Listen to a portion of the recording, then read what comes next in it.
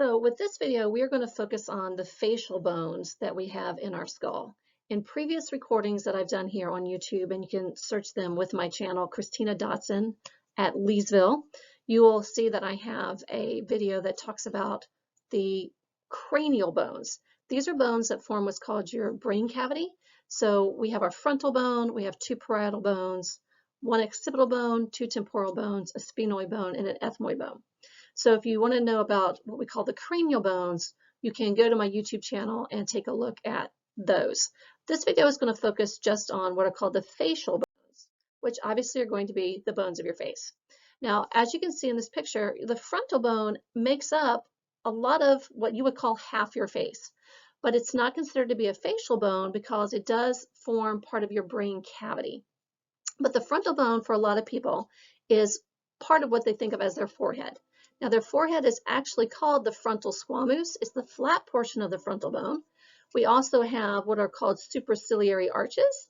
The superciliary arches right here are these protuberances, which are bumps that give us our eyebrows. We also have this region right here that's called the glabella. That's an ancient suture. And then we have these openings that are called your supraorbital foramens. A foramen is any opening you have in a bone. It's a hole through a bone. You can actually see through it, and that hole is there to allow for blood vessels and nerves to pass through. And the nerves that tell us to blink our eyes pass through that foramen. But again, that's all talked about in my cranial bones video. What we're going to focus here are the bones of the face. And when you are a fetus and a newborn, most of the bones in your body aren't really bones yet. They are mostly cartilage. We do have bones in our head in order to protect our brain. And the bones are not connected. There's cartilage in between them in order to allow your brain to grow. That's what, if you ever heard with babies, they talk about soft spots. Those are areas of cartilage. But over time, the cartilage will begin to disintegrate and ossification takes place, and our bones suture together. Well, in the case of our facial bones, we are bilateral animals. So whatever's on the left side is also on the right side, with the exception of one bone, is that's going to be the bone that we start with, which is what's called your vomer bone. Now, as you can see here, we have the vomer bone, and the vomer bone is in the middle of your nose. Okay? It is this bone right here. This color is not working very well. Okay? It's this bone that we find right here. Okay? That's your vomer bone. Now, in the case of our nose, we have two nostrils, and we have what's called the nasal septum. The nasal septum is a piece of hyaline cartilage that attaches to the vomer bone. In anatomy, anytime you see septum, septum is a wall that gives something a left side and a right side. So, for example, our heart has a septum in it. That's why we have a right side of the heart and the left side of the heart. But our nasal septum is there to give us two nostrils, because by having two nostrils, we have more surface area. So if we only had one big nostril, we could only have mucus and nose hairs just in this one big area. But by having the nasal septum, we can have mucus and nose hairs on this side and mucus and nose hairs on that side. And the reason we have mucus and nose hairs is to basically help filter the air as we breathe it. But we do have this one, what's called the vomer bone, and the vomer bone is there in your nose, and it's this piece that our nasal septum attaches to. Now, also inside of our nose, we have what are called your nasal conchae, okay, which you can see are right here. Okay. And so with your nasal conchae, a conchae is a shelf. And so you can look inside the skull and you see these shelves that are inside of the skull. And again, a conchae is also called a turbinate, T-U-R-B-I-N-A-T-E. A turbinate and a conchae are folds in a bone. And again, those folds are there to increase surface area. That's one of my things that I talk about with my class all the time is F equals SA, folds equals surface area. By having more folds, you can have more mucus. You can have more nose hairs. And so that's going to better filter the air. Think of your lungs as soap bubbles. And so any dirt particle that gets down inside of your lungs would be like having sand inside of a soap bubble. So as that sand moves around, it's going to pop that soap bubble. So we need to clean our air as much as possible before it goes down into our lungs. So by having the vomer bone with that nasal septum, and by having those folds, which are called nasal conchae or nasal turbinates, that allows for more mucus and more nose hairs. And our nose hairs are called vibratha because they vibrate when we breathe. But this is going to help our bodies clean that air better before all that gook can get down inside of our lungs. And the vomer bone is the only non-paired bone in our face, meaning it doesn't have a partner. There's not a left vomer bone and a right vomer bone. Now, your nasal conchae aren't bones by themselves. They're actually folds in other bones. So since we're talking about the nose, you also have your nasal bones. And the nasal bones right here are two bones that form your nose. A lot of what people think of, it's with the picture in blue. What a lot of people think of as their nose is actually cartilage that's attached to their nose. And you can see here you have two nasal bones. You have a left nasal bone and a right nasal bone. And you have a suture that goes right down the middle. And that's simply called your nasal suture. You can see that suture right here. And your nasal suture is what puts these two bones together. Now, your nasal bones themselves are not very thick. They're not very strong. And usually when somebody breaks their nose, they don't really break a bone. They tear the cartilage off the bone because your cartilage, your hyaline cartilage, attaches to your nasal bone. Okay? But that's what you think of as your nose bone. Which also leads us to these two little bones that are in green on either side of your eyes. They're actually in your eye socket. And these two little bones are what are called your lacrimal bones. Okay? And in anatomy, lacrimal is often referred to as tears. And if you look at a skull, if you look at a picture of a skull, you'll see that there's a little hole on each side. It's what a lot of people call their tear ducts. You can look in a mirror and you see that little hole. That little hole is what we call the lacrimal duct. It's actually a drainage duct. Your tear glands are in your upper eyelid. And when you blink, you squeeze those glands and water comes out. And that water flows down over your eyes, and it helps keep your eyes moist because your eyes are living tissue. And it also helps wash things off your eyes. And the purpose of your lower eyelid is to collect that dirty water. Well, just like your sink has a drain, your lower eyelids have a drain. And your lower eyelids tilt inward. They actually drain down towards your nose because you will have this little drainage tube about right here. It's this little opening that you have. And for some reason, a lot of people call that their tear duct. Well, it has nothing to do, it doesn't secrete your tears. It actually is a drainage tube, just like your sink has a drain. And so all that dirty water will drain through what's called your lacrimal duct. And it's a little hole inside the lacrimal bones. And your lacrimal bones are the smallest facial bones you have. Now remember, the smallest bones you have in your body are your ossicles. Those are your 6 ear bones. You have 3 ear bones per ear. They're inside of your auditory meatus.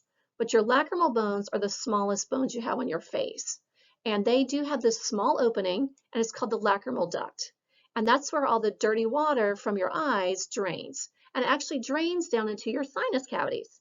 That's why sometimes when you cry, your nose starts to run because you're creating more water, and all that water is flushing through that tube into your nasal cavities. That's why also sometimes when ladies, you wear eye makeup and you blow your nose, you might see that eye color when you blow your nose. That's because that extra dust got swept down with the dirty water into your nasal cavity. But we have a left lacrimal bone and we have a right lacrimal bone. And again, this is where the lacrimal duct is found, and that's a drainage for the tears or the dirty water that comes off of your eyes.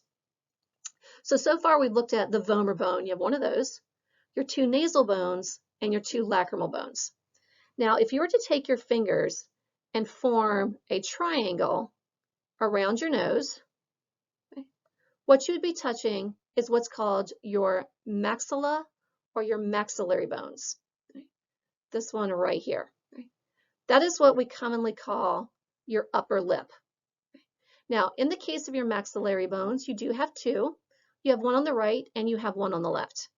And the maxillary bones have some pretty interesting features that go along with them. And so with your maxillary bones, if you'll notice, you'll see these two openings here.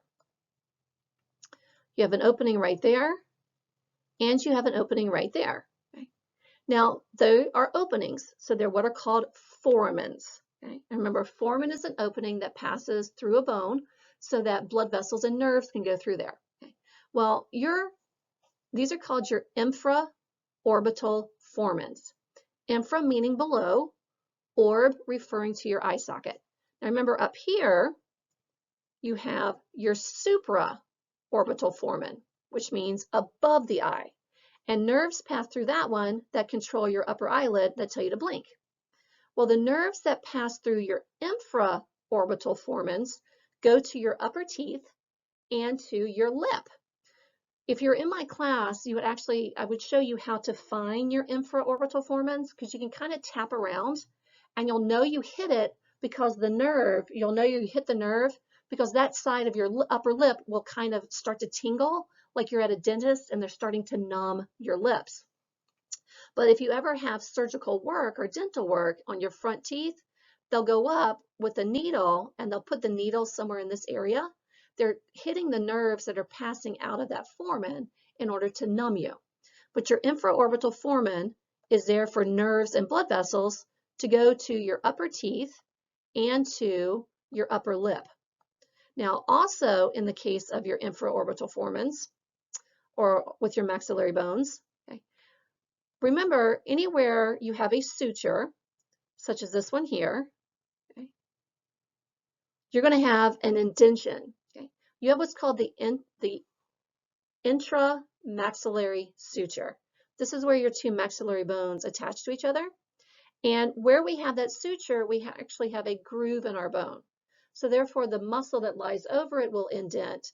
So that's why the skin that lies over it indents. That's why you have that little dent right there under your nose. That's where that suture is found. Now, in the case of our skeleton, we do have 206 bones in our skeleton, and our teeth are not considered bones. However, our teeth are considered to be organs. And dentin is the connective tissue that makes up our teeth, and it's actually stronger than bones, it and enamel. And so you guys all know we have our tooth sockets. Well, as you can see here, we have two sockets on the top, and we have teeth sockets on the bottom. Okay. Wherever you have a tooth socket, that is called an alveolar margin. It's also called an alveolar process, as you can see right here. Okay. That is the same thing as your tooth socket. Okay. And even though your tooth is not a bone, your alveolar margin is actually considered to be a joint. I have another video that you can see here on YouTube that talks about joints, and you'll see that we have a special type of joint. It's called a gum fossa joint. That's where the gums get their name from. This is an immovable joint where your teeth are held into your jaws. And so that's why when you go to the dentist, sometimes after they've been messing with your teeth hurt a little bit. Because just like you have ligaments that attach bone to bone, you actually have ligaments that help attach your teeth to the bone. And when the dentist, those ligaments aren't really supposed to be moving. So the dentist is kind of messing with your teeth. They can stretch those ligaments a little bit, and those ligaments get sore. But on your maxillary bones, which are your two upper jaw bones, as well as on your mandible, which is your lower jaw bone, you have a tooth socket. And that tooth socket is what's called your alveolar margin. So in the case of your maxillary bones, you do have your infraorbital foramens, and then you have this suture, and you have your alveolar margins. Another paired bone that you have on your face are your zygomatic bones, which are these bones right here. Those are your cheekbones. And those are the balls. If you were to touch right underneath your eyes, you have what we would call the ball of your cheek. That's your cheekbone. Like I mentioned in a previous video, a lot of times when people think of their cheeks, they are actually pointing way back here. Okay? And that's not your cheek. If you take your fingers and put it where you think your cheeks are and kind of rock them back and forth, you'll feel a narrow bridge. And that's actually part of what we call your temporal bone. And your temporal bone is what's called the zygomatic process of the temporal bone. So your cheeks are actually right under the corner of your eyes. It's what we would call, that's why they're called the balls of your cheeks. Now just taking a look at a different picture here, okay? Just as kind of a review of different things we talked about. So right here, we have your frontal bone. Put a big F there for frontal bone. That's actually part of your part of your cranial bones. And then we have our eyebrows here, okay, which are actually examples of what are called tuberosities or tubercles. And they're what are called your superciliary arches. And then you can see your infraorbital foramen, your supraorbital foramen, which is a hole through the frontal bone that allows for nerves and blood vessels to pass through. And those nerves and blood vessels go to your upper eyelid, or some of them do. They'll go to your upper eyelid, and they will basically help tell you to blink. Okay. Also right here in white, we have our nasal bone. Okay. We have our two nasal bones, okay, that form what you would call your nose. Okay. Now inside of here, you can't really see it very well. Okay. You will have your vomer bone right here. Okay. And your vomer bone is where your nasal septum attaches to give us a left nostril and a right nostril. And also inside of our nose cavity, you will have your nasal conchae, and the nasal conchae are there to allow their folds in the bone, again, so we can have more mucus and more nose hairs. Now it's really hard to see in this picture, but about right here, this region right here, not very good with my lines, and this region right here, you would have your lacrimal bone. Remember, your lacrimal bone is the smallest facial bone that you have, and it's where you have your lacrimal duct, and that's the drainage tube. So when all the water drains into your lower eyelid, just like a drain from your sink, all that water will go down and it goes into your nasal cavity. Now what's in here in yellow are your lacrimal bones, which are your cheekbones. And what's in red is your maxillary bones or your maxilla bones. That's what you would call your upper eyelids, or your upper jaws. And right here, you can see the two openings that are in your maxillary bones. That is your infraorbital foramen. Infraorbital meaning beneath your eyes. And this is where nerves and blood vessels pass through the bone to go to your teeth and your upper lips. And so speaking of our teeth, we do have this region. Every tooth socket on the top jaw and on the bottom jaw, every tooth socket is what's called an alveolar process or an alveolar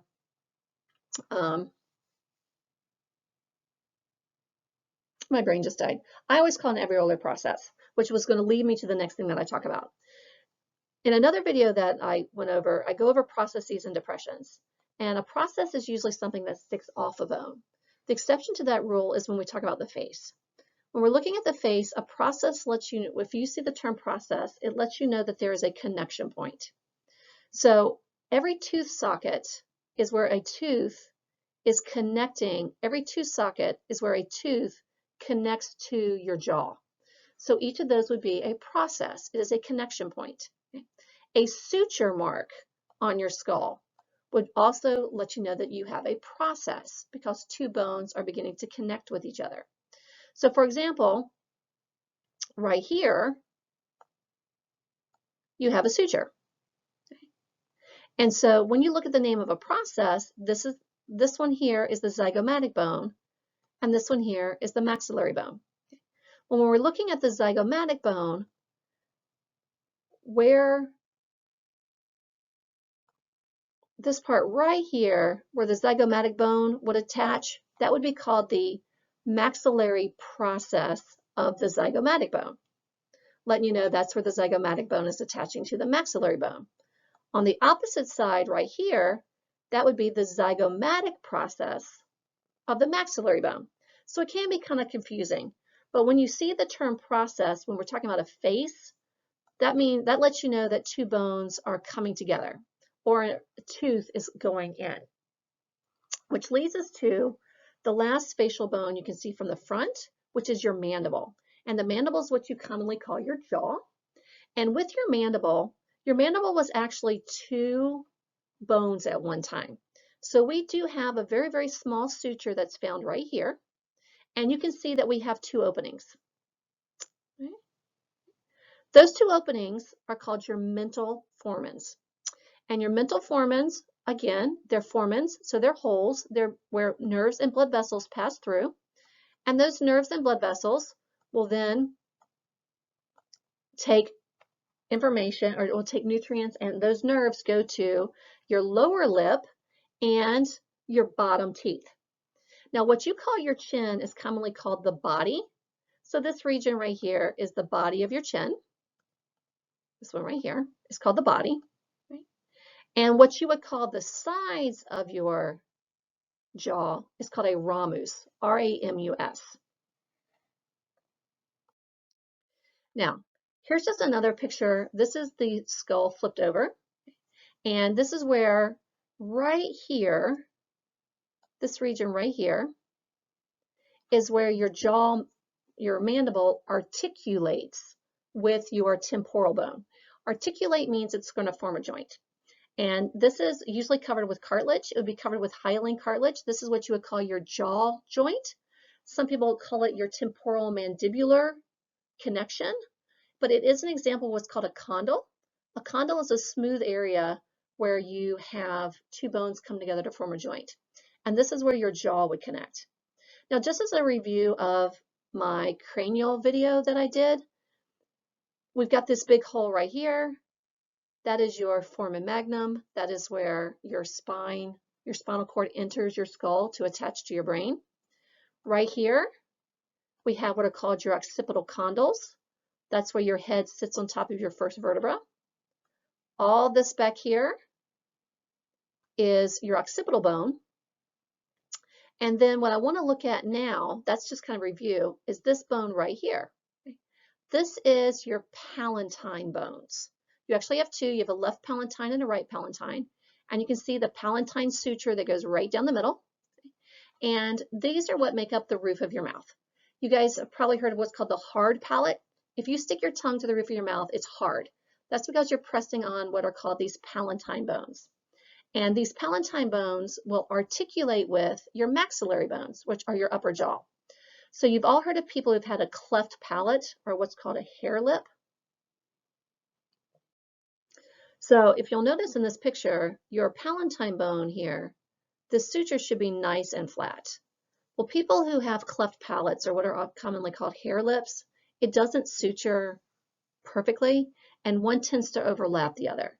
Well, that's going to throw the maxillary bones off, which will throw the gums off, which throws the lip off, which gives them that characteristic hair lip appearance. So just again, as a review of the different bones of the skull, okay. Right here, we have the frontal bone. These are your supraorbital foramens. Okay. Here we have our nasal suture and our two nasal bones. Here's our vomer bone. In here, you can see our nasal concha. Right here and right here, you have the balls of your cheeks, or your zygomatic bone. Here in this triangle, you have your maxilla, or your maxillary bones, with these openings that are your infraorbital foramens. You have your alveolar processes on the upper lip and the lower jaw. That's where your teeth attach. Okay. The only movable joint you have in your skull is your mandible. What you call your chin is your body. The sides of the jaw are each called a ramus. And you have these two openings here that are called your mental foramens. Now, your mental foramens have nerves that go to your lower teeth and your lower lip. You can't see it in the picture, but if you could flip the jaw around way back here in the back, you would have another opening. That's called your mandibular foramen, and that's where the nerves pass through that go down to your back teeth.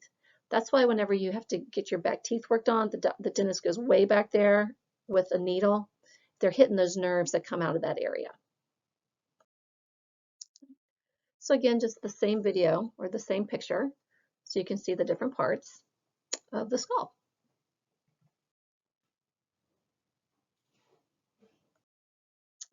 And here's just another one that's got some things labeled for you, just a little bit closer. So good luck with the skull.